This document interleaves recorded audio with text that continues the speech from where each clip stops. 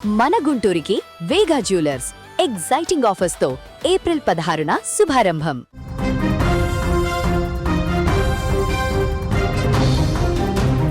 పాఠశాలలో విద్యార్థుల అల్లరి, ఉపాధ్యాయుల బోధనలతో మార్మోగవలసిన ఓ స్కూల్లో తుపాకీ శబ్దాలు కలకలం రేపాయి. టర్కీ దేశం వరుసగా కాల్పుల ఘటనలతో నెత్తురోడుతోంది.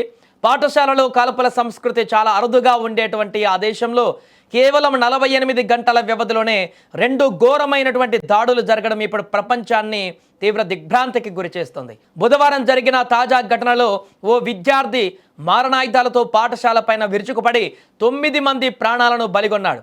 ఈ రక్తపాతము తుర్కియా సమాజాన్ని తీవ్ర విషాదంలో ముంచెత్తింది. దక్షిణ తుర్కియాలోని కహ్రమాన్ మరాస్ ప్రాంతంలో బుధవారం ఉదయం ఈ దారుణ ఘటన జరిగింది. 8వ తరగతి విద్యార్థి తన తండ్రికి చెందినటువంటి ఆయుధాలతో పాఠశాలకు వచ్చాడు. అతని తండ్రి రిటైర్డ్ పోలీస్ అధికారి కావడంతో ఇంట్లో ఉన్న 5 తుపాకులు 7 మ్యాగజైన్లను తన బ్యాగులో వేసుకొని స్కూల్కు చేరుకున్నాడు.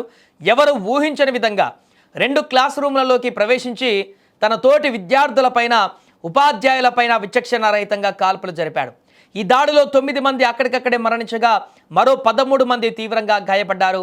మరోపక్క కాల్పుల శబ్దం వినగానే పాఠశాలలో ఒక్కసారిగా గందరగోళం నెలకొంది. ప్రాణభయంతో విద్యార్థులు బయటకు పరుగులు తీశారు. కొందరు విద్యార్థులు మొదటి అంతస్తు కిటికీల నుంచి కిందకు దూకి తమ ప్రాణాలను కాపాడుకున్నారు. దీనికి సంబంధించిన వీడియోలు ఇప్పుడు సోషల్ మీడియాలో వైరల్ అవుతున్నాయి.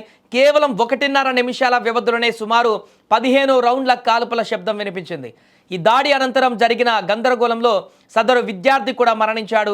అతను ఆత్మహత్య చేసుకున్నాడా లేక పోలీసుల కాల్పులలో చనిపోయాడా అనేది ఆ విషయంపైన ఇంకా స్పష్టత రావాల్సి ఉంది.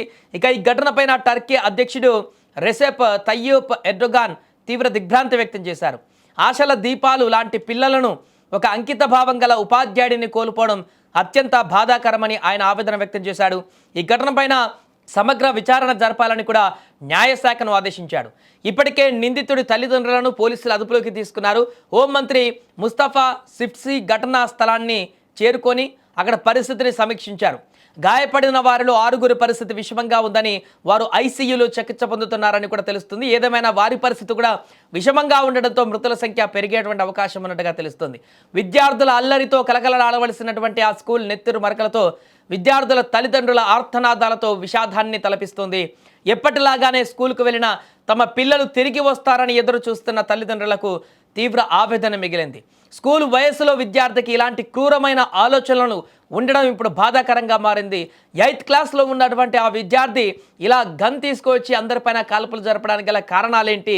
అంత చిన్న వయసులో ఇంత రాక్షసత్వంగా బిహేవ్ చేయడానికి గల కారణాలేంటి? స్కూల్లో ఉన్నటువంటి వివాదాల కారణంగా ఈ రకమైనటువంటి దాడికి పాల్పడ్డా లేదా సామాజిక మాధ్యమాల ప్రభావంతో మానసిక స్థితి కోల్పోయి ఈ రకంగా విచక్షణరహితంగా దాడికి పాల్పడ్డా అనేటువంటి విషయాలు కూడా తెలియాల్సి ఉంది. ఏదేమైనా స్కూలు వయసులో ఉన్నటువంటి పిల్లలకి ఎదురవుతున్నటువంటి రకరకాల భిన్నమైనటువంటి ఈ యొక్క పరిణామాలు ఈ మధ్యకాలంలో ప్రపంచంలో అనేక దేశాలలో కూడా ఇబ్బందులకు గురి చేస్తున్నటువంటి పరిణామాలకు దారితీస్తుంది. తాజాగా జరిగినటువంటి ఈ ఘటన పైన కూడా ప్రస్తుతం అక్కడ అందరూ ఒక్కసారిగా దిగ్భ్రాంతికి గురయ్యారు.